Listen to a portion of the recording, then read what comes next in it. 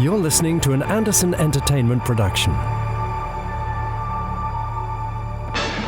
This episode, we're looking into the darkness in FAB Facts. It's a dog's life in law enforcement in the Randomiser. And our guest is conductor George Morton.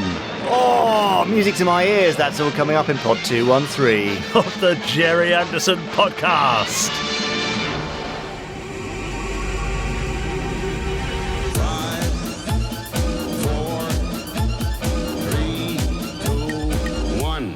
Let's get started.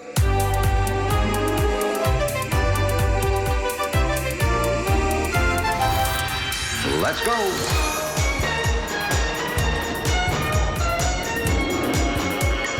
Spectrum is green.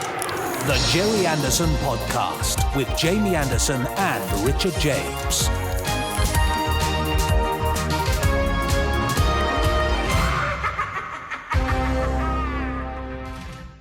Hello. Subscribe to us on whichever channel you're listening to us on. Leave a nice review or a rating. And why not copy the link on your socials and tell all your friends what you're listening to? It's the Gerry Anderson Podcast. What on earth? Look at you with your new style intro. Straight in. Yeah, why not? I mean, go straight in with the ask and then give them some content, which means we deserve the ask later on. Is that what you're thinking? Yeah, it's exactly what I'm thinking. Yeah, why not? I thought so. Goodness me, well, the man who just asked you to do all those things is Richard James. Yes, that's me. And the man who's just told you that the man who's just asked you to do all those things is Richard James is Jamie Anderson. Brilliant. Thank you very much. And over there, now, strangely today, he's got a long length of rope, which has got a little ribbon tied in the middle of it. It's Chris Dale, and I think he's trying to organise a miniature tug-of-war between my dogs. I mean... Oh, he is, Chris, isn't he? That's quite sweet. Clearly we're not keeping you busy enough if you've got time to do a doggy sports day, but okay, we'll look forward to the result of that sometime later in this podcast. So when he's done with his doggy tug-of-war, I mean, who knows? He's very random in the things that he does. If you don't notice that week to week, he is very random. And one of those reasons is because he's the Randomiser. And at the end of this podcast, he'll be bringing you a random episode of a random Gerry Anderson show. And he'll be saying marvellous things about it. Well, unless it's the Protectors or Torture, then he'll be saying probably unpleasant things about it. Yes, that's true. But between the bread of our introduction, which you're consuming right now, and the lovely other bit of bread, probably with the butter on, that Chris has got at the other end of this podcast, there's all sorts of delicious, flavourful fillings for your ears. What are those things? A nice layer of ham, I suppose, in my case, wouldn't it be? Would be quite appropriate. I know that's what you're getting at. Anyway, yes, we've got all sorts of stuff coming up. Of course, we've got some Gerry Anderson news coming up a little later on. We've got FAB Facts any moment now. I don't know why I'm saying these out of order. That sounds rather strange. We've got the Randomiser a little later, as Jamie has intimated.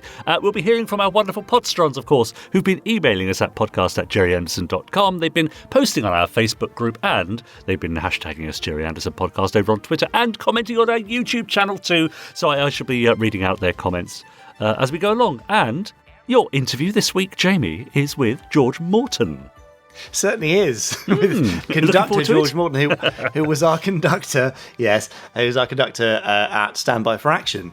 And if you were there, you may have seen him wearing a Thunderbird 1 T-shirt in the second half of the concert. Yes. Now, because we're a bit pressed for time this week, and we're having to record this episode early, I haven't actually spoken to George yet, so let's hope that he doesn't cancel. I'm sure the interview will be absolutely fascinating, but to be honest, Podsterons, you're going to be hearing it for the first time at the end of this podcast, which is the same time as I will, basically. Can't wait to chat to George, because I literally haven't done it yet. No, great. Well, that's very exciting. Have you ever done that before, I wonder? Announced an interview before you've done it? I suppose it must have happened.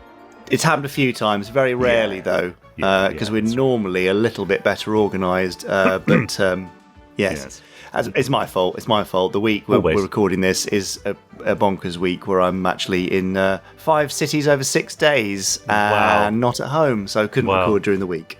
Yeah. And I'm not as proficient as you used to be when you were on tour and we were recording from all manner of places. That's right. Other people's living rooms and... Yes, that's right. That was odd, wasn't it? I've forgotten we did that. Dressing rooms even, I remember. Oh, those are the days. Yes, because you sometimes get your call, wouldn't you, when we were recording? That's right. Now, I don't know if you can do the hear podcast in my costume, yeah. You did, yeah. Can you hear in the background the dogs getting very excited about this tug of war? Yes, I can. Yes, they're warming up. He's winding them up. They are indeed. Now, while they warm up for their tug of war, I've got something very special for you. It's a Fab Fact. Oh, right, go on. Oh, why'd you do that to me? Now, time for this week's Fab Facts. Oh, the dogs are so excited. It's a bit of Fab Facts coming up where I've got some Fab Facts in a book and Richard will shout Fab and that'll stop me flicking and it'll land on a page and then we'll read a Fab Fact. Is that a good explanation? Well, that's pretty good, yeah. I think I followed that. It's a bit rambly, but, you all know the drill by now. Yeah. Winnie out there is so excited about this. It's lovely to have some barking dogs, actually, back again. So, oh, yes. Thank you, Winnie. Right, here we go. Are you ready with your Fab, Richard? Born ready. Then here's the flicking of the Fab Facts. Fab! Ooh. Ooh. Hey, what have I done? Always a good one. Is it? It's always a good one, but today's, I think, is particularly interesting. Yeah. Oh, go on. This is a great... I'm going to do a bit of audience interaction, and you must play along, Podsteron. Are you ready? Yes. Good, I thought so. Hands up, who loves UFO? There we go. A nation of hands just raised. Yeah. Impressive stuff. Yeah. Well, that's, of course, because we all love UFO, don't we? And one of the reasons we all love UFO is Ed Bishop's fantastic performance as Commander Ed Straker. Probably, I would say, one of the greatest and most interesting of all Anderson characters. Wouldn't you agree? Yeah. Other than Hubble Orin, of course, in Space Precinct. No, I think that's fair enough, yeah. Yeah. Well, Ed himself was one of those people that nobody seemed to have a bad experience of, either meeting socially or working with. And that may explain why Dad and Sylvia were so happy to entertain any suggestions or ideas that he had regarding the character, and also why they kept inviting him back for various projects. But in addition to his acting work, Ed was also rather politically active. Mm-hmm. He was strongly opposed to warfare and weapons, probably one of the reasons he got on so well with Dad. So with that in mind, it may surprise you that in forming the character of Ed Straker, he actually took inspiration from a documentary he had recently seen about nuclear weapons. Oh. Now, we are not sure what documentary this was exactly, but it featured a reporter accompanying two technicians down into an American missile silo. These are the guys who, if the order came from on high to press the red button, would actually be pressing the red button to launch the missile. Ooh, right. So these technicians showed the reporter around the complex, and eventually the reporter asked the question, which they'd probably been on his mind for some time. So why are you each carrying a gun? We're miles underground, all alone, in what is essentially a sealed bank vault. Who do you think is going to break in? One of the technicians then replied, "Oh no, the gun's to shoot him," referring to his colleague, in case he goes crazy. Wow. The reporter then asked about the enormous responsibility of not just looking after the missiles, but potentially actually having to fire one someday.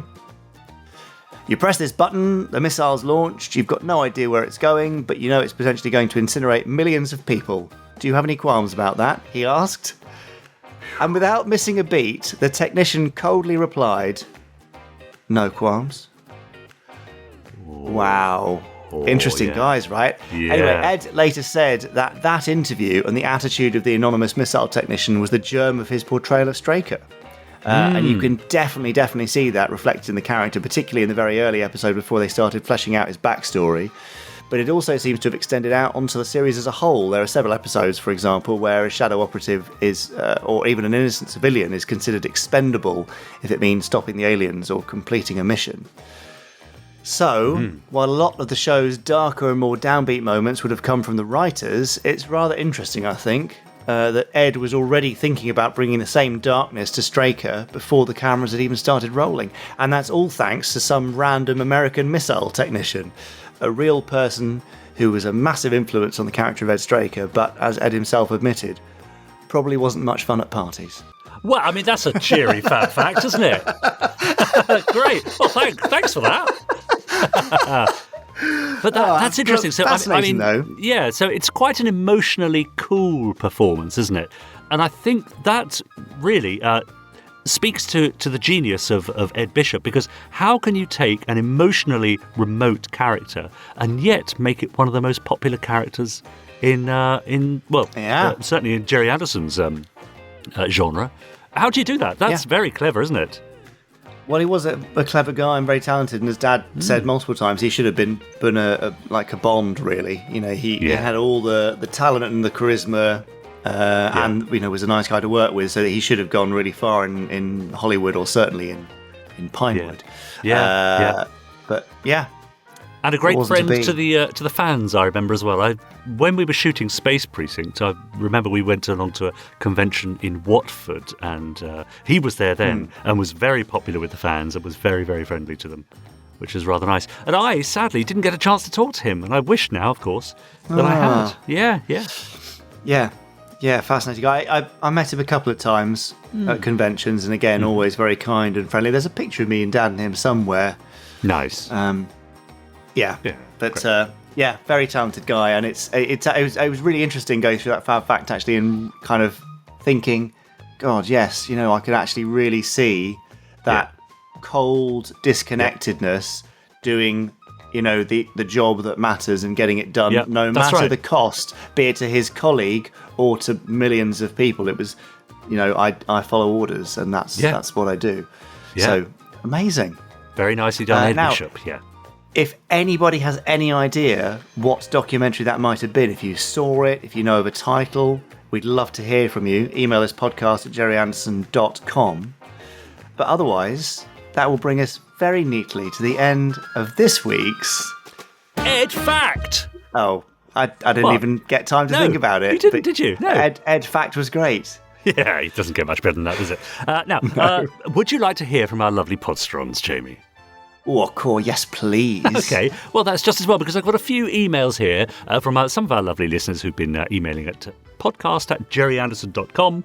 This is from Clive Lewis, who says, "Greetings, Richard and Jamie," or "Captain Black and Father Unwin, I'll let you decide who's who." Oh. Right, that's got us thinking. Yeah, Clive says, "I've just been reading an archive interview with Brian Cobby, one of the voices of the Talking Clock, who seems to frequently claim that he was the uncredited voice of the countdown sequence on Thunderbirds. Now, I always presumed this was Peter Dineley, as he voiced Jeff. But I just wanted to ask Jamie if he can shed some light on this little mystery. FAB, SIG, and deep joy, Clive Lewis."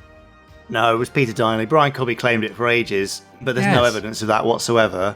And he just said, it was one of those jobs. I can't remember it, but I was brought in for doing it. It makes no sense. It because it didn't happen. Yeah, it makes no sense. And I think you can, Brian Cobby had a lovely kind of deep baritone. Yes, I remember. The sort of, because he did the purple brown voice. Yeah, that's right. Yes.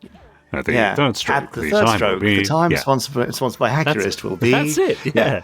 I remember it terribly well. Anyway, no, it was I'm sure it was Peter Dineley. Yeah, just, right. One of those things. I'm glad to hear we've heard from Phil Steer, who says, "Hi, Jamie, Richard, and get this, especially Chris." Oh, nice. Well, Chris, unfortunately, isn't listening because he's busy rigging up the rope for the dog tug of war, bizarrely. Fair enough. He continues, "Reading the new edition of Filmed in Supermarination by Stephen La Riviere, I learned that APF did not make the second series of 26 episodes of Torchy, which were instead filmed by British Pathé, as APF wanted to focus on their own series for Feather Falls. Does this mean we will be spared the second series of Torchy in the Randomiser? Best wishes to you all and the Podsterons, Phil." Well, that's definitely one for Chris, isn't it? It is, really. He's too busy, really, over there. But interestingly, and this is from our stuff in the documentary research, we heard a story from Roberta where she basically said that Dad and Arthur tried to sort of gazump her out of being involved in the second series, and they would do it themselves. So interesting. Right. I suppose it's one of those things where there's the two truths, right? Yes. Yes. And the actual kind of the honesty of it or the accuracy of it is somewhere in the middle. Yeah. It's definitely a nicer story to say. We wanted to focus on our own things rather than we tried to do it cheaper than she was willing to do it for. Yeah. You see, I have a feeling it all fell apart. 10 or 20 years' time, people will be telling almost exactly the same story about this podcast. Will and they? then we say, well, one Campbell was saying, well, of course, Richard moved on to bigger things and he sort of took the podcast with him and, so he bought Jamie out and went on to hire. And other people say, no, I think it was Jamie's idea. He wanted to take it in a completely new direction. There was creative differences, and so they went on. That's going to happen. Creative differences. That's an everyday occurrence between you and I on this podcast. I mean, that would suppose that there's something creative there to begin with, wouldn't it? But anyway, James Munro has emailed us to say hello to our fantastic hosts. Hope you're all keeping well. As well as being a massive Gerry Anderson fan, I'm also a great fan of audiobooks and dramas. So this recent onslaught of audio adventures has been utterly amazing for me. I let out a fangirl squeal when I heard Thunderbirds versus the Hood was going to include Brains is Dead. I just can't wait for this brilliant and dark adventure. And while Jamie did say that these new adventures would be faster paced than the John Thaden novels, I do enjoy the epic feel of the 60s novels that the extra runtime gives to them. Listening to the trailer and the discussions in Pod 211, some questions did spring to mind. I know that the answers to some or all of these questions may be top secret, but if you can answer any of them or give even cryptic hints, I'm sure I and many of the listeners will appreciate it. It's not exactly a quickfire 5, but here are 5 questions. 5. Okay. It's clear both adventures are going to be edited in order for them to work in audio, but also Brains is Dead now stars Lady Penelope. So how extensive are the edits going to be? Are the stories almost the same, barring some character changes, or is only the basic framework used? I would say at minimum the stories are 60% as they were, up to 90%. And sometimes it's just to make them fit with kind of TV canon more. But what we discovered when looking at these stories, there are so many where Lady Penelope and Parker appear to be in their very early days or meeting Jeff for the first time or aren't involved with international rescue, but it doesn't quite fit with the rest of the world at what's going on. So we've kind of tried to make them involve as many of the characters as possible and fit with the telly canon. 4. Similar question to the last, but will the Vanishing Ray be edited to fit in with the canon of the other Thunderbird audio adventures? In Terror from the Stars, which is set after the TV show, International Rescue don't know who the Hood is, and the Hood doesn't know Lady Penelope. The comic version of the Vanishing Ray is set prior to the TV show, and International Rescue is aware of the Hood and Lady Penelope have their own confrontation. Yeah, so we didn't and couldn't edit the books to change their content that much. We were only able to change references where they were getting the vehicle stuff a bit wrong and various other things where I guess John Thaden didn't have accurate, up-to-date reference. So those were not changed, whereas the audios are shifted more to be in line with TV stuff. 3. Will we get more Thunderbird audio collections featuring a Lady Penelope story followed by an International Rescue one? If so, I'd love to hear Mr. Steelman, where Lady Penelope and Parker first meet, followed by City of Doom, which could also be known as International Rescue and the Terrible, Horrible, No Good, Very Bad Day. Great title. Isn't it? Snappy. No, there's no formula to these pairings in terms of, we're going to have a Lady Penelope one followed by an International Rescue one. It worked out that way because we felt like these are the best intro to the style. I think the next one we've got coming up is 2 Thunderbirds adventures. But yes, let's see. 2. Are other shows going to have comic strips adapted? Will Richard James be returning for Zero X? Possibly. Probably not Zero X for the time being. It depends on how these go down. As with all these things, I think I said this last week, or certainly I've said it recently, if you like what we're doing, then you can support that by buying the thing that we've done, or at least spreading the word about it. The more that sell, the more we go, okay, people do want this, and then we'll do some more. So that's sort of long and short of it, really. Yeah. And finally, 1. Some of the Blu-ray releases have included audio adventures. Will a collection of those audio adventures ever be released for those of us without Blu-ray players? So I can definitely say that there's something XL5y coming later this year, probably, possibly, maybe. If that helps. But beyond that, so, often we make these things for network, and it's up to them what happens to them after that. But they've got to be some kind of exclusive bonus feel for buyers of the Blu-rays, of course. Yes, that's right. Phew, says James at last. Sorry for the long email. Hopefully it wasn't too long. Once again, keep up all your fantastic work. And P.S. I haven't started Space Precinct yet, as I've been waiting to binge it on my holidays, which are just one day away at time of writing. Well, by time of reading, James, I should imagine you're either all the way through or part of the way through your Space Precinct marathon, so let us know how you're doing. Yeah. Nice. Yeah. Thanks, James.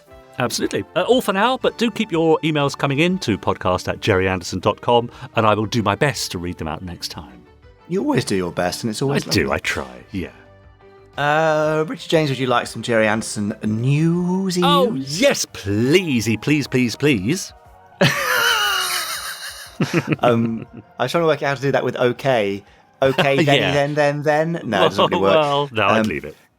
Yeah. All right, well, Gerry Anderson news then. Here we go.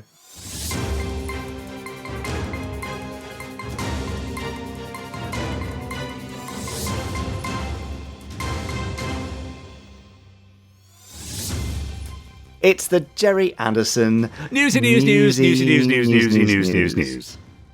100% that.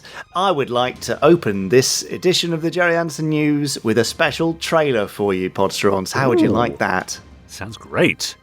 Well, anything can happen in the trailer for Anything Can Happen, our 2022 audio annual. Here it is.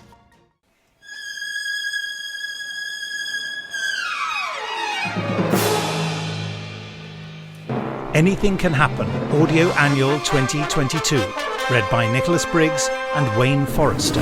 Stingray, stingray, stingray, stingray. Aquacade Emergency.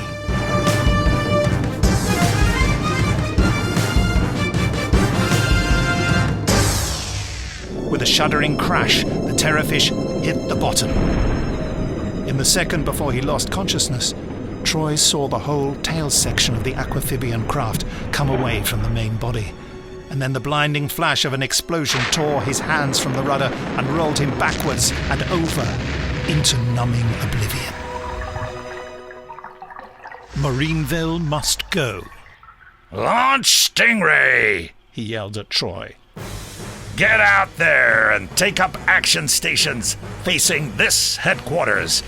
I'm going to tell those characters that I'll blow them off the face of the earth if they try to take so much as one brick out of my command center.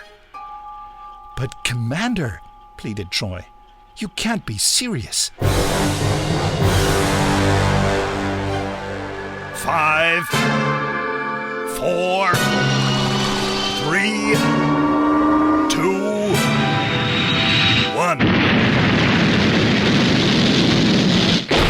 Thunderbirds are go. Thunderbirds. Aquaphobia. Engines screaming, he fought his way up and out of the trench. The ocean bed cracked and heaved, as if some primeval force was tearing and clawing a way to freedom. Then he saw the sun, and he was on the surface, bucketing wildly in 10-foot waves beside the battered bathysphere. A pale, weak face appeared at the window, and Gordon gasped. Someone else, he snapped, trapped in the sphere. 4 hours to eternity. I reckon that's the entrance. So for Pete's sake, tell Gordon to get his navigation right first time. The hands of the clock moved on, and the 4 hours were up.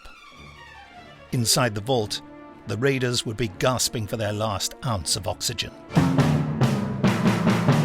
Captain Scarlet and the Mysterons, Mirror of Vengeance. The whole of the cockpit rocketed vertically as the computer fired the ejector. Up, up, up she soared. Below her, Angel One exploded in a vast orange flame. The attack had been a complete failure.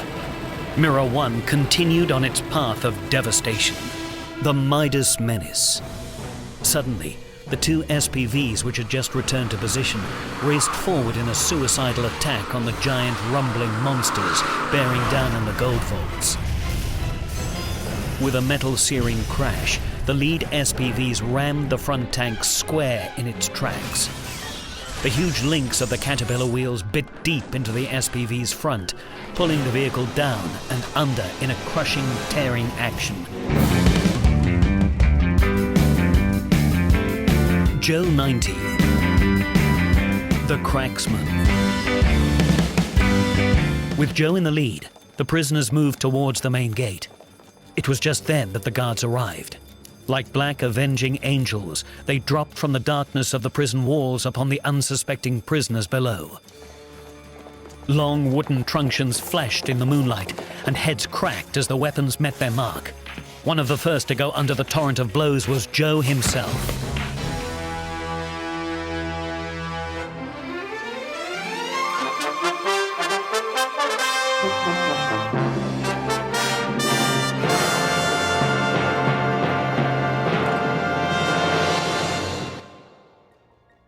Even a bit of Joe 90 there. Now, I will admit to having cut that trailer myself, and so the fact that it ends with Joe probably being beaten unconscious, it shows no bias whatsoever. It was just an interesting bit of the story. I just wanted you to be sure that I wasn't, being biased against the little... At least he made it in. I mean, that's something, isn't it? Exactly, I could have cut him. So, there is only one Joe 90 story there, and there's two of the others. So, but I think that sounds very cool. Nick and Wayne are such great readers. It sounds brilliant. Yeah. So, there you go. That will be out later this month. And you can get the download version from Big Finish or the CD version from us at the Gerry Anderson store. Operation Sabre, the new Captain Scarlet graphic novel, is now out, and if you pre-ordered it, it should be in your hands, or certainly on the way. We had a great launch event at Forbidden Planet this weekend just gone in Belfast, so thank you to Chris, AC and Connor and the guys of Forbidden Planet for hosting us. It's a beautiful book. I'm super proud of the guys for putting it together. They've done a great job. It really looks lovely. It's a nice chunky publication, and we'd love to hear what you think of it. So if you have got your copy, make sure you review it, and we'd love to hear from you on the podcast too, podcast@gerryanderson.com. Thunderbird 5 fans, your badge with backer card available as an app-exclusive, which means it's only available via the app. It's shipping now. It's 50% sold out already, so if you do want to get it to add to your collection, do not wait. We would hate for you to miss out. Just download the Ander app from your app store of choice, and you can order it from there. It's your last chance to see Gerry Anderson and Life Uncharted on the big screen on the 23rd of July at number 8 Pershaw in Worcestershire. So if you're anywhere near the Midlands and you missed it in Birmingham, do come along and see us there. They're doing a bit of a Gerry Anderson weekend, and they've got a display and various other bits and pieces going on. So we hope to see you there for a live Q&A with me and Ben. But that'll be the last one with a live Q&A this year, certainly. So there you go. And finally from me, not really Gerry Anderson news, but just a little thank you to all the lovely Podsterons who've sent me nice messages and tweets about my poor little dog Ernie, who sadly passed away last week, which was very upsetting for me because he's been around for 14 years. And, Dad was very fond of him, for example. He's, been with me through thick and thin all over the country. So that was very sad, but lovely messages from you all.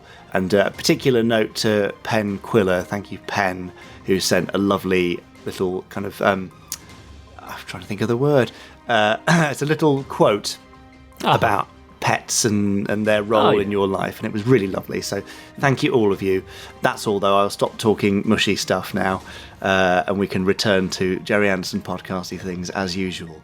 So that, I think, slightly emotional note brings us to the end of this week's Gerry Anderson News. That was the news dedicated to Ernie News. Oh, that's so sweet. Well, as people said on our podcast Facebook group, Jamie, the dogs are sometimes as much a part of the podcast as we are. So, I know, they probably have more impact with their noises and words than we do, that's for sure. That's very true. Talking of our Facebook group, let's head on over there and see what our lovely Podsterons have been up to. Now, here's another message from James Munro, who we had that lovely email from a moment ago, but he's also now a member of our Facebook group and posted in the last week or so. Great to hear Chiller from New Captain Scarlet on the Randomiser. It was the first episode of New Captain Scarlet that I saw when I was tuning in my TV at uni.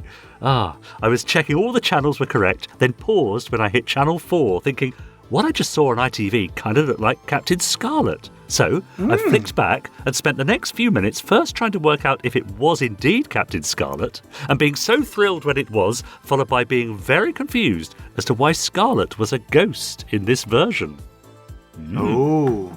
Yeah. I mean, I wonder if there were people who, I suppose in those days it was much easier to miss all the publicity. It's also easy now, actually, but in those days much easier to miss all the publicity about new series, and you might just flick on casually and see this strange program that bore some relation to a program you used to watch 20, 30 years ago. Same but different. Yeah, that's right. It's nice, isn't it? Tom Hodden posted a link to an article in the Sun newspaper. US Navy accidentally releases unredacted UFO files, revealing drones buzzing warships before frantically deleting the files. The US Navy has accidentally released a cache of unredacted UFO files which show warships being buzzed by dangerous mystery drones. More than 60 pages on the encounters were uploaded by the military with the file name Proposed Redaction, suggesting the unaltered documents were not meant for public release. The documents reveal encounters with unknown drones flying over 6 warships from March to July 2019, something which has fueled the debate about UFOs in Washington, D.C. and among the Podsterons as to whether Derek Meddings had anything to do with it. Always blame Meddings if there's a UFO in the air. Exactly, that's right. But I love these stories. They seem to be popping up more and more these days, and I like it when people post it on our Facebook group. Stories that could almost be from a Gerry Anderson series. I quite like that. Jonathan Westall says he's pre-ordered Thunderbirds versus the Hood from the Gerry Anderson store. Really looking forward to hearing those stories. FAB. Robert Cassidy said, pleased to reveal that another original Space Police prop will be joining my collection shortly. This is the full-size Galactronics mask for Officer Harry, worn by Lynn Beardsell, and her helmet. It went up for auction last week, incorrectly listed as Officer Bats, and I had my heart set on it, so ended up getting very competitive with another bidder who was actually there in person. I went over my mentally agreed limit and won out at the end for a cool £480. The mask, says Robert, has had some minor restoration work in the past by a previous owner. I'll see what I can do about tidying her up, and I'm hoping the animatronics might be made to work again, but I doubt it. Well, that would be cool, wouldn't it? Would be cool. Yeah, nice. Lovely. Hannah says, just listen to the latest Randomiser, Danger at Ocean Deep. Chris Dale, I also wondered the same thing myself. If Gerry didn't like John, why did he allow him to get involved in this rescue out of the 26 episodes? I guess there are all sorts of reasons, but then again, John did appear a lot in Atlantic Inferno as well. I think I've heard or read somewhere that John was originally meant to be the main character before Gerry changed that role to Scott. I believe in this episode we get a very tiny glimpse of what Thunderbirds might have been, maybe. Also, I wonder if there would have been another John episode if Season 2 wasn't cancelled, but I guess we'll never know for sure. However, I enjoyed this episode, and it was one of those that I recorded on VHS, so it brought back some lovely memories. Isn't it funny how just committing something to tape back in the day can bring back a sense of nostalgia? Yes, absolutely right. Well, I was listening to the radio the other day, and they were having a similar conversation, but about music, but it does also pertain to TV shows, I think. And it was all about how in your sort of early and late, throughout your teens, really, you're sort of in emotional flux, or sometimes turmoil. So you grab onto things around you to help you through, and that could be music, it could be TV shows, it could be books, it could be whatever it might be. That's what helps you through, and that's why we look back with such fondness on those same things, 20, 30, 40 years later. Yeah. Lovely, isn't it?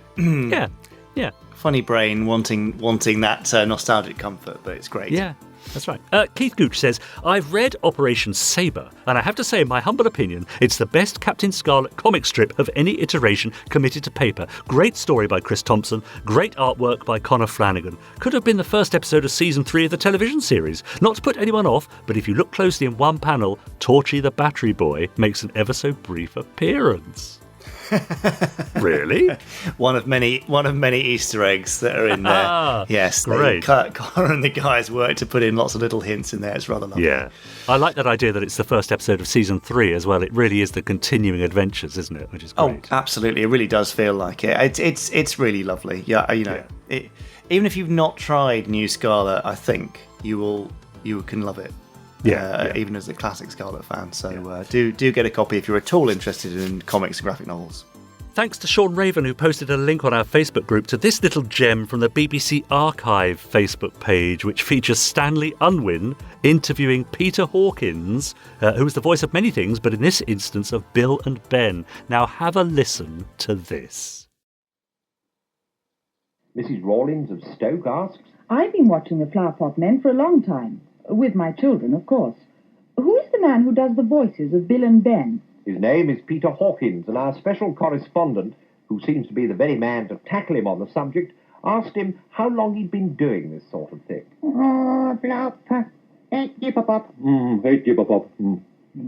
Most remarkable. You know, this phenomenon of the larynx was done in the deep research of the curricula of Uppsala. This is the university where the turn of the century gave forth in this. When was the first own personal discovery of that came forth from your throat, Curse? Oh, you look up about 30, look up, I was working for Bidlickit, in my car, I'm being that. For the bottle boy.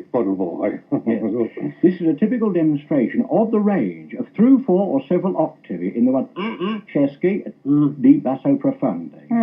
Now, this fundamental of deep joy should be manifest on very occasion. Can I ask a question, Lode? Oh, Peter.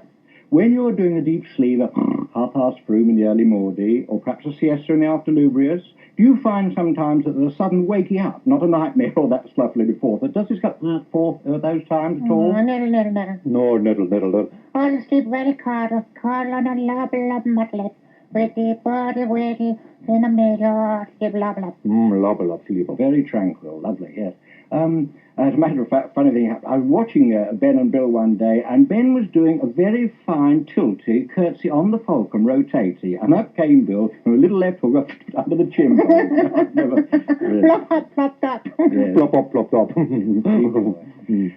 Sport. Do you find that the wooden tobbers or the flower poggers in them so-so, are they deep interested in sporty? Shall we say a follow from the football up the field, or a bogey through down the fairway in a golf field? Are they? Very frequent. Tickly very bubble, or like a tape. Ploy with very bubble, and Brussels prop. Brussels, of course, yes. Are they addicts insofar as they sit before Foursquare and watch the television for a deep enjoying themselves? I mean, do they indulge in this? Tell you very little. Yeah, tell you very little. What tell you very little? Well, sitting before the square eyeball and overindulging most of the West and all these deep joys. Do they suffer this? No. I just wondered. Isn't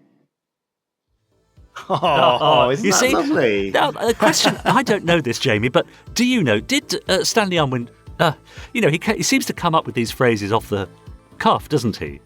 Do you think he prepared, you can't possibly know in that particular instance, but in scenes like that, do you think he actually scripted his words, or was he able just to pull them out of his brain because he'd been doing it for so long? I think he did it for so long he could pull words out. Yeah. Really. I mean, it's, he must have over time, just in the early days, I guess, maybe, I don't know, but he would have walked around and seen things and thought of funny phrases for them and then used them repeatedly. Because there's a definite consistency to his approach. Right. And then I guess over time it's like, speaking backslang or pig Latin or whatever they call it. You just get used to it in the flow because there's a formula to it. That's a very simple formula, but yeah. Yeah, there we go. Nice. I don't know. Maybe he did script everything really carefully. We will perhaps never know. Perhaps not, but if you know, do let us know, Podsterons. And finally, it's been a few weeks, so I think it's about time we had a little quick visit to Tom Hodden's Quick Fire 5. Yay! Right, here we go. Now, this is a special Bobber Job Quickfire 5, so I should, I suppose, explain to our international listeners that Bobber Job was a sort of traditional week, I think, run by scouting organisations where Boy Scouts would knock on people's doors and offer to do some work around the home for a bob, which I think was like 10p or something. Bobber Job Week, it was called. So anyway, here we go with your Quickfire 5, Jamie. Some of your favourite characters are off on their summer holidays, but fear not, we have scouted some exceptional talent to cover for them, but choose wisely. Number 1, the Protectors have a vacancy for a globe-trotting millionaire, but who should they turn to? Scrooge McDuck or Mr. Burns? What? Scrooge McDuck? I mean, not what I was expecting at all, but okay. Number 2, Ed Straker has booked 2 weeks off, but who does he leave in charge at his office? Professor Quatermass or Fox Mulder? Oh, Mulder would be great in Shadow. Done. Wouldn't he? Yeah. Number 3. Joe 90 has been signed up to the Mad Scientist School Exchange scheme. Whom should he intern for over the summer? Victor Frankenstein or Davros? Oh. Davros. Okay. Number 4. Moonbase Alpha needs a scientific advisor for a fortnight. Do they employ Dr. Bunsen and Beaker or Doc Brown? Doc Brown. Yeah, he's the closest to Barry Morse, I reckon. Wouldn't that be great? Great Scott. Yeah, that would be fantastic. Number 5. Finally, Jeff Tracy is off to a mindfulness retreat, but needs to leave Tracy Island in the hands of a competent caretaker. Should he choose Paddington Bear or Frank Spencer? I think Paddington Bear's going to do a better job, isn't he? I think that would work. There you go. That's this week's Quickfire 5 from Tom Holden. Thank you, Tom. Well, that was weird, and I feel like I may have heard the sound of that barrel being scraped right down near the bottom. Harsh. No, I like that. That was sort of genre spanning. That was good. I enjoyed that very much. It was very Thank you, much so. Keep them coming in. And listeners, if you'd like to present your own Quickfire 5 for Jamie, do send it in to podcast@gerryanderson.com, and I shall bamboozle him with your very own Quickfire 5. Standing by for bamboozleification. Yeah, excellent. Yes, not that. Anyway, would you like to span the genre of audio from two idiots talking to the world of music and conducting? Yeah, I think we should definitely do that, yes. Okay, fine. Well, that's perfect because our guest this week will be George Morton. If something has gone terribly wrong, then you'll find out after I've said this, but hopefully you'll be hearing from George Morton next. George Morton is a conductor and arranger whose experience in the world of music ranges from classical to cinematic to pop and beyond. He's been musical director for no less than 5 orchestras and written arrangements and orchestrations for pieces by Beethoven, Debussy, Elgar, Holst, Tchaikovsky, and many, many more. Plus, George has also conducted concerts based on the work of Charlie Chaplin, Alfred Hitchcock, and now Gerry Anderson. So, here we go, Podsterons. Stand by for George Morton. Anything can happen in the next half hour. Hello, I'm George Morton, and I'm a conductor based in Sheffield in the United Kingdom. I conducted most of the Gerry Anderson concert in Symphony Hall at the start of April this year. And you did a bloody marvellous job of it. Oh, you're too kind, James. Well, I clearly did, because, it was a lovely evening. I know there are lots of listeners who won't have been able to make it, but I'm sure we'll look forward to experiencing it on the soundtrack or the DVD Blu-ray, which we'll talk about later on. But, I mean, just as a kind of opening reflection of that event, how did it feel overall from your point of view, especially given the last couple of years of no events or limited events? Yeah, it was just amazing, wasn't it? It's kind of, I'm really looking forward to watching it back, actually, because it was such a whirlwind of a day. Yeah, it just flew by in the best possible way. Actually, it was so exciting and so fun. And then, just to have a completely full symphony hall, who were clearly so excited by the prospect of all this wonderful music and celebrating the work of your dad. And it was just, I don't know, when we're on stage, you can really feed off an audience's reaction to what you're doing. And even before we played the first Thunderbirds countdown, it was just absolutely thrilling. So what an experience. Yeah, it was a really, really lovely audience. So if you were there, thank you for being so blooming lovely. Yes, absolutely. George, I'm going to drop you in it up front. Sorry to do that. But a little birdie tells me that you wouldn't necessarily count yourself as an Anderson expert. So I think it's probably time that you expose yourself there, perhaps, shall we say. Let me lay my cards on the table, indeed. Yeah, exactly. Yes. And so how much Anderson stuff did you know? And there's no shame saying none at all, but how much did you know before you came to this? I mean, this is where podcast listeners are going to turn off in disgust at my next answer, isn't it? I, of course, knew Thunderbirds. I knew Captain Scarlet and had heard of Stingray. Yeah. And that is until the whatever in April date that we did the concert, or just before then, was my biggest experience of Gerry Anderson stuff.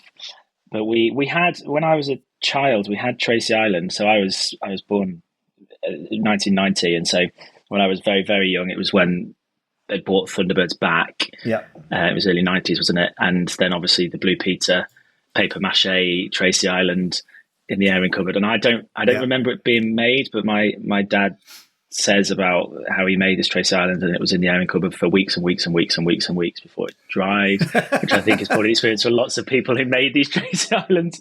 Yes, but I do remember playing with it, and I did have all of the little enamel toys of the Thunderbirds, and we watched it quite a lot actually as well, because I think it was just after the point where it came back to the television. Yeah, so this is really interesting for me because it's really sheer dumb luck. And that's nothing personal. Whether somebody is born into an era when Anderson stuff is in an upcycle or a down. So you being born in 1990, and I can again hear some Podsterons, some listeners going, "Oh," because you're so disgustingly young. Sorry, it's fine. We'll let you off on this occasion, George. But Thunderbirds came back really big, 91, 92. You were too young for that, absolutely. So by 3, 4, 5, say 95, it was back on a downtrend by the time you were getting up to be old enough to watch it. And then by the time it came back in 2001 again, 11, 12, you were probably too cool for Thunderbirds at that point. You strike me as, the sort of person who might consider themselves as too I'm cool. Not sure I was things like that. too cool, but maybe yeah. But do you know what, though? Like, we definitely, when I was a child, we definitely had Thunderbird toys and we played a lot. Yeah. And actually, funnily enough, I was speaking to some old friends of mine last night, and they've got a 5-year-old, and he's obsessed with Thunderbirds. Yeah. And obviously, it's not on television regularly now, is it? So it's clearly not it's not just a passing fad, is it? That's the thing. No. So it survives whether or not it's big at the time, which is amazing. But you can I'm just saying you can be fully excused for only having a passing acquaintance with Stingray, for example. That's good. But then when you're then faced with, okay, George, so we're gonna do this concert, and there's whatever it was, 38 pieces, some crazy number of pieces from this body of work associated with this one particular guy. Where do you start dealing with a challenge like that when it's not even like, okay, well, here's the work of one composer or one band or anything like that? It spans decades, it spans styles. Where the hell do you start when faced with that? That's a really good question. Well, it was such an interesting kind of concept because, as you say, there were so many different pieces of music and so many different programs, films and stuff we were performing to. So it was actually fascinating to start with, just watching through everything and just to hear the kind of how the music changed from the very early stuff all through the Barry Gray and then on to the later composers, Richard and Crispin and so on.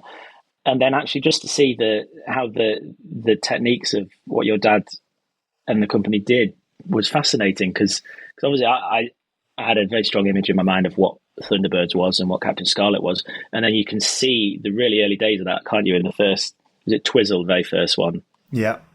Yeah, all the way back then. And obviously because in the show for those listening who weren't able to join us in Birmingham, we'll see from the Blu-ray and the DVD, we start at the very beginning, don't we? We move all the way through the Gerry Anderson and celebrate all of that body of work, and to see it kind of adapt and change, but it's still very recognizable all the way through. And so that was the process for me started with following the scores through and just watching everything.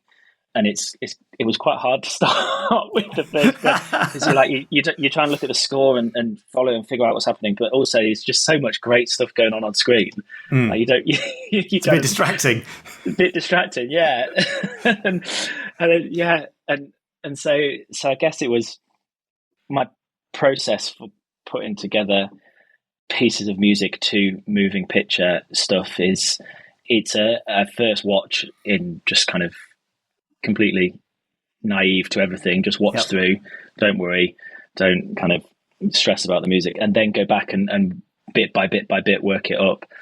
Unfortunately, I guess very fortunately, all these tracks that we did were quite short. I think the longest one was 4.5 minutes, so it was never at the point where I was learning kind of like a 10-15 minute score for something, and it was in little tiny chunks. So I'll do a couple of cues and then have a coffee, and then go back and do another couple of cues and have another coffee, and somehow worked through there. And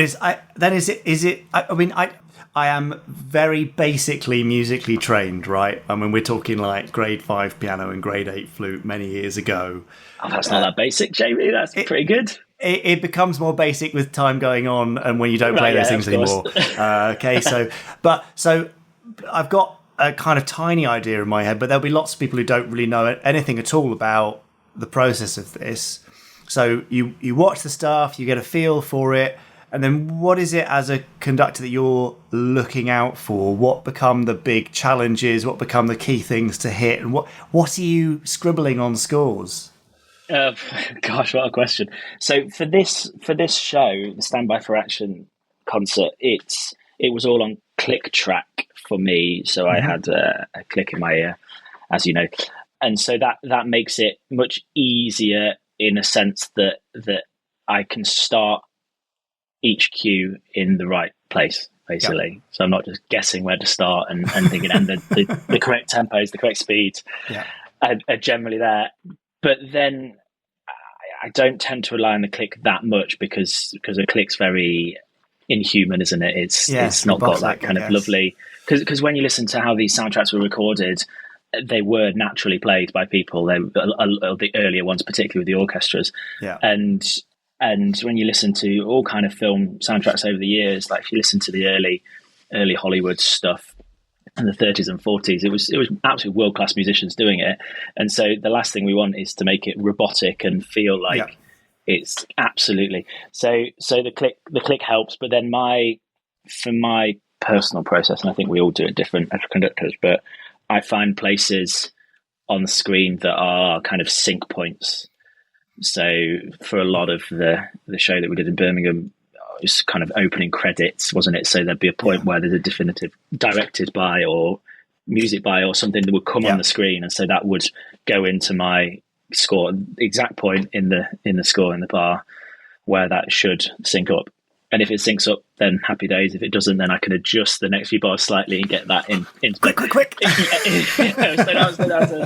So that's the process, and it's funny because I've done a few Charlie Chaplin films a while ago now, actually, but I'm doing another one this year. I'm just starting looking at the score again, and it's exactly the same process. There's no click track for that, but it's the same process of just watching, working through, figuring out where things sit, where I've got time to give rubato, we call it, like to give time to things and to move things around a little bit and make it really kind of human music making.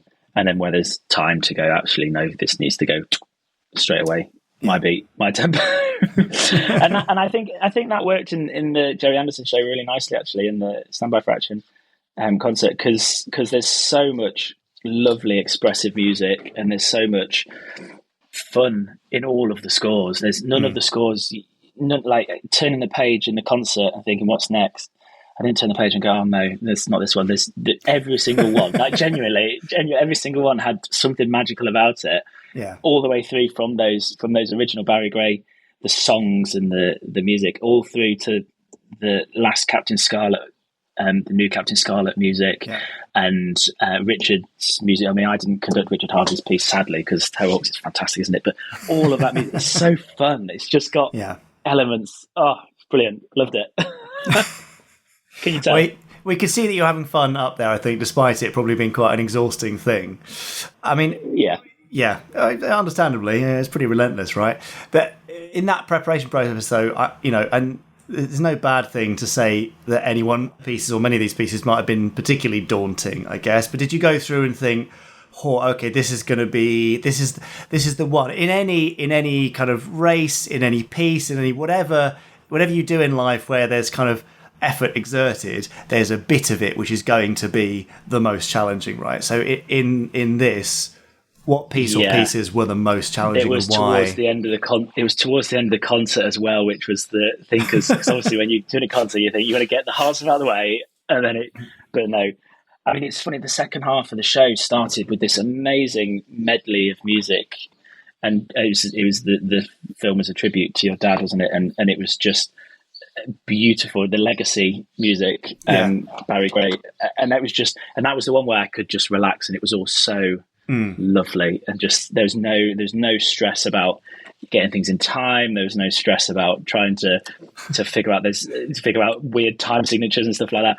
But then later on, the new Captain Scarlet score, Crispin Merrell's amazing piece of music, but something that is an absolute pig to conduct and play, and because what Crispin does, he writes so well for what's on screen, and it's got so much character to the music.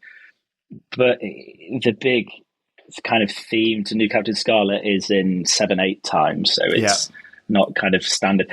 And generally, I mean, I don't know if podcast listeners will have a clue what I'm talking about at this point, but generally, if something's in 7 counts in the bar, it's split up into 1 2 1 2 1 2 3 1 2 1 2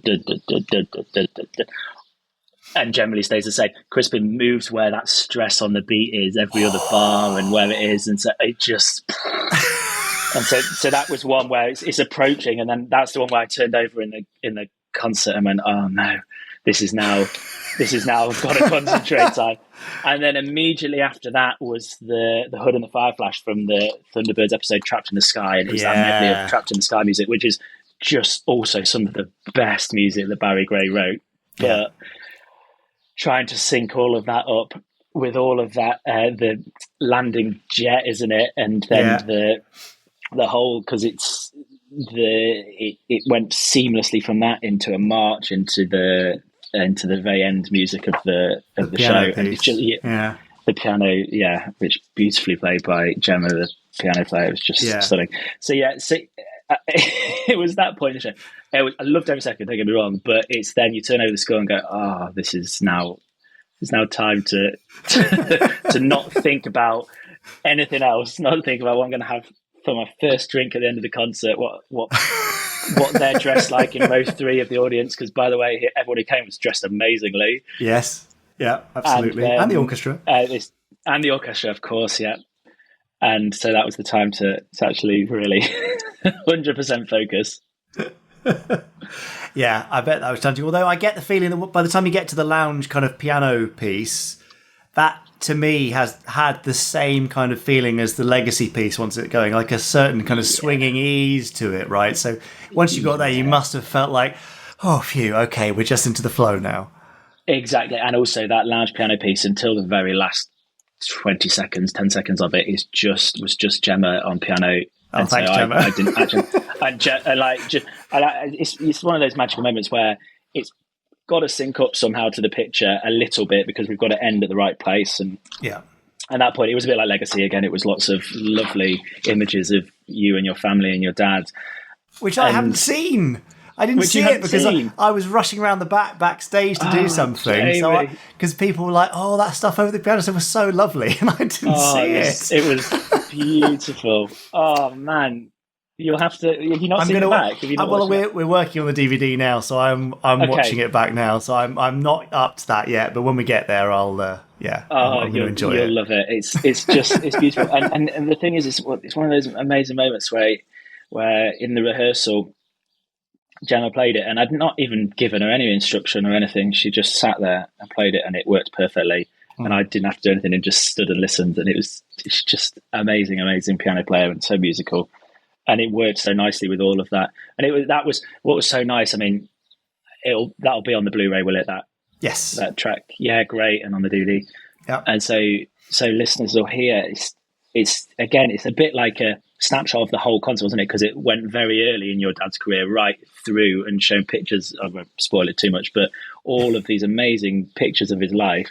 Yeah. And just to some of the best music that Barry Gray wrote. So yeah, perfect pairing there. Yeah, right? By that point, really I could then start thinking about the post-concert drink. And what was your first post-concert drink, George? I think I had a can of beer, which is very unglam, That's very classy. Yeah, that was me expecting you to be on the Pernod. I was very, very thirsty, and because it was hot. And so actually it was lovely because Richard Harvey conducted the last couple of numbers in the show, so I could just stand at the side of the stage with John Culshaw and sit and enjoy it. So by that point, it was great. Yeah, that's the way to do it, isn't it? This is what it's about, isn't it? Yeah. Yeah, brilliant. Yeah, let's hope he turned up. Well, we'll know next week, I suppose, when we look back. Anyway, Richard James, have you got anything else around the world? Chris is about to drop the flag on his doggy tug of war. Right. Okay, well, let's head on over to our YouTube channel where all sorts of things are uploaded every week, of course, from primers and teasers to trailers for new content to old episodes to watch for free. For example, underneath the Operation Sabre trailer, Pat Waters, actor and movie reviewer, posted, "I love that the cover art is a homage to the original Captain Scarlet opening sequence." Mag Sull said, "Oh, this is terrific news. I hope we'll see more in the future." Psst, House of Dolls, says Mag Sull.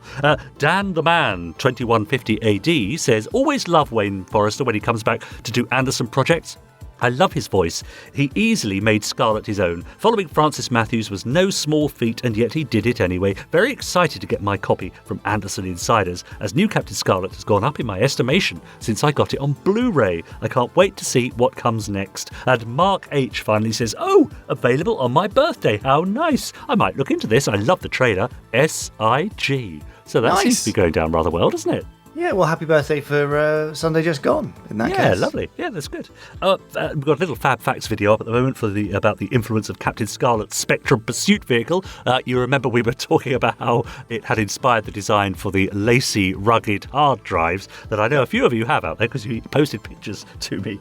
Louise Way said, I have a toaster maker, a toasty maker that's similar to the lacy, rugged drive. In a similar vein to the Tom Scott stuff, I got that toasty maker after watching a YouTube video by people Tom Scott has worked with previously, being Barry Lewis and Stuart Ashton. It's a microwave toasty maker by Morphy Richards. Nice. Well, maybe there's some influence there. I love the idea of a toaster maker, though. It's like a 3D. It's a little Britain-esque thing. If you want to buy a pet, go to a pet shop. If you want to go buy a pet shop, go to a pet shop shop. Yes. It's like a toaster maker. That's right. Yeah, but I should just clarify, toasty maker. Oh, shame. No, sorry about that. Robin Large says, "I have an orange squeezer that looks just like a bit of Thunderbird One's hanger." Cyber Leader Andy says, "A lot of crew, on airliners have rear-facing seats, possibly so they can see passengers on landing, but also, I assume, for additional safety reasons." Yeah. Yorkshire says, "If you were in the RAF entering date 1978, you would probably have got a flight in the VC-10, and the seating for passengers faced backwards." And Womble 1981 says, "Well, good child seats are rear-facing." Yeah, true. This is because of the discussion about just how safe or practical are rear-facing seats. But not that uncommon, apparently. Yeah. Oh, there you go. You learn something new every day here on the Gerry Anderson Podcast, whether you like it or not. You say that every day? Maybe once in a blue moon. Once in a blue moon here on the Gerry Anderson Podcast, whether you like it or not. Okay, there we go. Now, I don't know if you can see, but the dogs have taken the strain. Yes, they are. Yes, that's good. And the flag's dropped. And the doggy tug of war is underway. I thought that Chris is perhaps going to use this to pick the random episode this week, but it seems it's just for his own enjoyment. And I can tell you now that it looks like Sauce's team is winning. Sauce is my little fat miniature Dachshund, so she's got the upper hand when it comes to weight. A little final surge from the youngsters on the left-hand side. But no, Sauce, Winnie and Minnie have won the day in an incredible performance. Chris has just raised Sauce up, Lion King style, celebration. Chris, I think this is getting a bit of a... It's a bit of a distraction, this, Chris. I think we should probably get on with the Gerry Anderson content rather than the dogs, please. So, okay. Yes, he's nodding. He looks slightly ashamed. Quite right, too. So, Chris he's finished with his doggy tug of war. It's time for the randomizer, where he has a random machine. No, it's a machine called the randomizer, where the big red button he presses to randomly select a random episode of a random Gerry Anderson show, and he talks about it, hopefully without doggy interruption. So, here we go with the dog-free randomizer. Bit random. Right, I think that was the last of the boundary fences cleared, no problem. Ah, there they are. Hello there. I am Alicia, keeper of the penal colony of Entra. I trust you had a smooth landing. Oh yes, very smooth, thank you. Ah, there she is. Hello, Marina. Finally had enough martial arts training with the entrance. I'm not sure how I feel about you in red. It's your nature to be discontent, to cause trouble. Oh no, not at all. I'm very grateful to you for looking after her for me. Well, it would have been such a waste. Yes. Right, well, we'd best be off then. Come along, Marina. Why should you wish to rush from my presence? Stay with me, and you will experience undreamed of pleasure. Yes, well, I wonder what you could mean by that, eh? What is there to wonder about? Why do I get the sense that my remaining alive depends on the next words out of my mouth? Remaining alive is dependent on your entertainment quotient. Entertainment? Oh, well, if it's entertainment you want, I'm the man to see. There is justice when one earns it. Yes, and I think I know just how I can earn it. Elysia, would you do me the very great honour of pressing the button on the randomiser today? To deny you that would be to deny you the freedom of speech, would it not? That's it, thank you. We have refreshments waiting. Oh, well, why didn't you say? Well, that puts quite a different complexion on things. What choice would you have made? I'm not sure. Right, let's see what we've got today. Oh, okay. Well, today's episode is from Four Feather Falls. It can't always be high action and adventure, you know. Oh, no, of course not. I do understand. Yes, but maybe we will get some excitement as we watch Dusty Becomes Deputy. How fortunate that you never cease to amuse me. The four feathers on this hat are magic. They enable Tex Tucker's dog and horse to speak, and his guns to fire without him even touching them. And now, another exciting adventure from Four Feather Falls.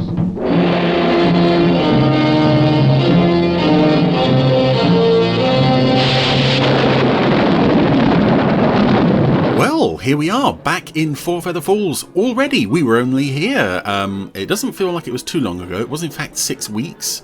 So, you know, time feels odd on the randomiser. I don't know why I said that. It's quite early in the morning as I record this. Anyway, I'm always glad to see more Four Feather Falls episodes come up on the randomiser. I don't feel the show gets enough love. I so hope it gets a Blu-ray release sometime this century. And what do we have today? Dusty Becomes Deputy. Wasn't he already deputy? If not, he should be, because he's one of the more sensible people in the town. Let's find out. This is episode 8, at least in the order that I have them on my hard drive here. And a very trustworthy and not at all suspicious character has wandered into the bank. $5,000 in gold there, Mr. Jackson. And that's not a suspicious amount to deposit. Safe with you till I move on to St. Louis. Well, my. You're sure headed rich, Bill. Yep. And this is quite early on in the show's run. As I said, it's episode 8, and it's at that point where some of the regular puppets aren't quite there yet, and you can see that in Mr. Jackson's eyes. He looks like... Your gold will be safe enough with me. Well, he's got eye bags and eyelids that I'm not sure he always had. Well, so long. He rather looks startled. Thanks. Anyway, 5,000 in gold. So long, Bill. Has been deposited at the bank. Why don't we rob Bill Asher of his gold before he take it into the bank? Yeah, that would have made sense. Our two favourite amigos. You know, he got gold. Are on the case of the gold deposit. No. Fernando, you gotta have brains. I got the brains. It's all figured out. I'm the brains, you're the looks. Oh, here we go. Dusty is sitting in on, Tex performing the Rig-a-Rig-Rackety Train. They built a tiny... And this is a song where there's one episode where you actually see the train. Actually, there's probably several, but the one I'm thinking of, they show the fireman that Tex mentions, and something very funny happens when they show him. I won't spoil it because I want to save it for when we eventually get there. It goes choo-choo. Boop, boop. Yeah, as this is a very early episode, it looks like we're just confined to Tex's office for this song. I suppose in the early days that's all you could really expect, and then as the show progresses, they find more imaginative ways to convey the songs, like seeing the train, or indeed, Dusty's dancing on the desk, or seeing Tex singing in the bath. There's a funny old fireman. Rocky was at the window there as well, joining in on the song. Along the track it goes choo-choo, rick-a-rackety choo-choo, right across the plain, choo-choo. It's the funny little raggedy train. The raggedy train. Yes, the raggedy train. Gee, Tex, that was mighty nice. I haven't finished yet. The music's still playing, technically. Come on, Dusty. Let's lock up and go eat. Ooh. We got any sheriffing to do around these parts today, boss? Yeah, kind of quiet tonight, ain't it, Rocky? I guess not. Like we was gonna have a storm. Oh dear, I do hope not. If there's one thing I dislike, it's a... Oh, it's the theme tune. Lightning. Oh, goodness. Oh, briefly. I think I heard the piano, the opening of the theme tune. Is there another episode of 4 Feather Falls starting down the street? Is Tex's clone down there waiting to be shot at? Dusty, look. That's no lightning. Oh, no. That's a prairie fire. That's a fire very much on the set of the model town there. Or the puppet scale town, I should say. You stay here. I'm gonna round up some of the boys and get out there just as quick as I can. But you can't go without me. A fire ain't no place for you, Dusty. But boss! There's nothing you can do there, old-timer. Oh. Anyway, with all that gold in the bank, somebody's gonna be in charge while I'm gone. And I'm sure nobody in town will think it's suspicious if I leave you in charge. Oh, Dusty. Yes, boss.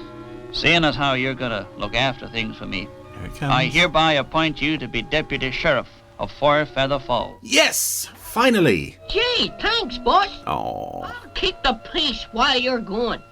Of course he will. I have utmost faith in his capabilities. That noise you can hear is him banging his nose against the cord of the blinds over the window in the office, because he's that bored already. Doggone it, if that no-good yellow-livered polecat is here, he's sure up to no good. Yes, so now we see Pedro's plan, which was to start the fire, and while Tex and the boys are out dealing with it, he and Fernando sneak into town and get the gold. All right, you got a brains, but we don't got a shack anymore. All right. So, we're burning at a shack, huh? How many... Didn't they... Wasn't it the last time we saw them, the roof of their shack caved in? Now they've... They started the fire. Destroyed it completely. Buddy out of town. In order to get gold. That Bill's gold. With which they could presumably buy more shacks to later destroy. That's making my head hurt. Anyway, Dusty is on the case, as you might expect. He's a very good boy. Gotta do something. I'm the deputy. Yeah. Supposed to keep the peace. Yeah. Oh, the boss. That's it. I gotta go after him. I gotta warn him. Well, everything's under control now, Rocky. I guess we'll be heading for home. This is interesting. There's a smoke overlay on the puppet footage here, rather than actual smoke on the puppet set. You can tell it's not really there because as the camera was moving up and down, following Rocky's head movements there, the smoke wasn't moving with it. I still can't figure it. How come the shack burned down, and no sign of Pedro and Fernando? Well, I guess they're dead. Well, we sure lost a beauty sleep tonight, old-timer. Oh, no. And Dusty'll have hit the hay long ago. Oh, no. Tex put his hat in the tree, and as he retrieved his hat, one of the magic feathers fell out. Gotta get to the boss. And I bet you, that's going to be the one that helps him understand what Dusty is saying. We're gonna be rich. What's the first thing you are going to do with all that money? Or buy another shack. The first thing I gonna do, I gonna buy me a new hat, huh? Oh, new hat, always new hat. We're also, Pedro and Fernando are standing by their horses, and both horses have got their bottoms to the camera. One keeps lifting its tail. If you've spent any time around horses, you know that's not a good sign. But nice that they went to the effort of stringing up the horse's tail. Did you hear that, Rocky? Sounds like Dusty. Something must have happened. There he is. I love the way Dusty walks. I think in the world of unconvincing Super Marionation puppet walks, they don't come any more unconvincing than Dusty, and it's totally adorable. Oh, that's it, yeah. Dusty, don't get so excited. That was the feather that he lost. Saying. Which kind of begs the question, you know... What's the matter? We heard Dusty talking in town while Tex and the others were out of town. Is there like a range on these things, or? Okay, you're right. It's gone. I guess it's just so long as they're in Tex's hat. That's all that matters. Ooh. Well, we found it. Yay! Dusty found it. He's a good dog. He's got a very thin neck, though. Oh. What is it, Dusty? Now tell me. Pedro, Fernando, they started the fire to get you out of town. Gently, Dusty. You gotta do something, boss. You gotta... He's going as quickly as he can while still maintaining concise detail and precise diction there. And Pedro and Fernando very slowly making their way towards the bank. I thought when Tex said he will round up some of the boys to help put out the fire, I thought that would be people like Dan Morse and Slim Jim. Nobody else seems to be involved except him and Rocky. It's Pedro. You come out and bring the gold, or we bust the place wide open. With our horses' faces. Yes, some more very derpy horses that look like they've... Mr. Jackson! Well... You want us to come in and get you? One day I'm going to set up a gallery of Four for the Falls horse faces. Why you have to... They're quite spectacularly... No, don't shoot, Pedro. Dopey looking. Don't shoot. No, Mr. Jackson. Oh, this guy's back. Don't let him get my gold. Don't let him get my gold. What do you mean? Don't do that thing that I say. Be my gold now. 5 long years I worked to get that gold, and you ain't gonna take it away from me. This formerly trustworthy-looking character has now got a knife. Very slowly advancing on Pedro. Everyone's doing everything very slowly this week. I ain't gonna let you take that gold, Pedro. You'll have to kill me first. Certainly, senor. Anything you say. Oh, he's so obliging. This guy just keeps slowly walking. Oh, of course, Tex is back in town. Tex Tucker. I warned you to keep out of this town, didn't I? Yeah. Seems now I'll have to teach you a lesson. That you'll absolutely certainly learn from, and I'll never have any trouble with you ever again. Don't do it. Oh, here it comes. Hat time. I ain't got many hats left. I called it. That's it. Shoot the hat. Oh. You were only fooling, Sheriff, huh? Very narrowly missed shooting Pedro's brains out there. My beautiful hat after all. Muchas gracias, Sheriff. Pedro will not bother you again. Ah, so, a happy ending for Pedro in that he only lost the top half of his hat. He didn't lose the whole thing.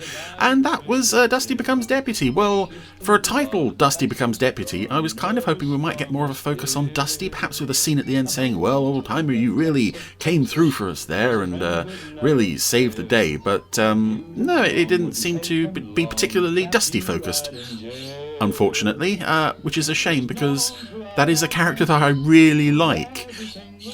And yes, you can hear in the background a bird.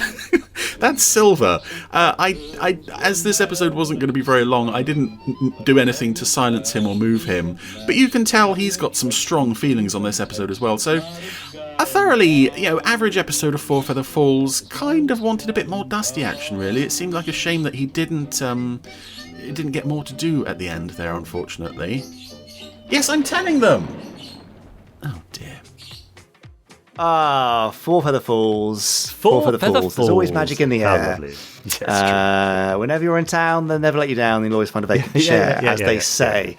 And amazingly, it's a very dog-themed episode this week with Dusty becoming deputy. So, well, that's rather appropriate, perhaps. Chris, but did he fiddle the results there? I don't know. I'm suspicious, but I'm not casting aspersions or whatever the phrase is. But yeah. Anyway, thank you, Chris, for a lovely Four for the Falls there. I'm sure there'll be a truly random randomizer next week while you're doing your usual random stuff. Yes, that's it. Is it? Yes. Is there more? Have you got things to say, Richard? Or do you want No, I've got nothing else. No, I've spent. I've peaked. I'm done. Okay, fine. Well, the dogs are all exhausted here. They've collapsed in exhaustion. So is Chris. So I think it's all time that we went and took a break, don't you? Yeah, let's do that. And give our listeners a break too. They deserve it, yeah. Make sure you email us, podcast@gerryanderson.com, with any questions, thoughts, concerns, considerations, or amusing stories, or depressing ones, I suppose. A little bon mot would be great, yeah. And make sure to leave us a rating, as Richard ordered you to do at the front of this podcast rather than now. And also, you can reach us on Twitter. I'm at Jamie Anderson. He's at Richard N. James. Chris, the dog tug of Warmeister, is at Chris Dalek. And make sure you use the hashtag Gerry Anderson Podcast so we can find your tweets. Yes, I have to say, we've had a bit of a dearth. No, actually, is dearth the drought? We've had a bit of a drought on the old Twitter tweetings. So come on, if you're on Twitter, give us a mention, hashtag us, let us know that you're listening to us, and I'll read some tweets out next week. Brilliant, yes. More twitty plops, as Unwin would probably say if he was on this talking about tweets. Anyway, right, let's go. Let's leave them to it. You have a great week, Podsterons, and we'll be in your ears next time for Pod 214. Bye. See you then. Bye.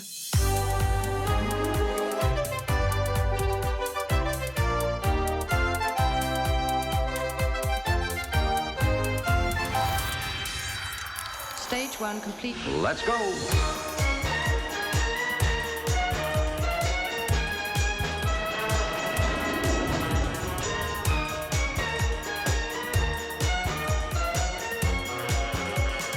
Spectrum is green.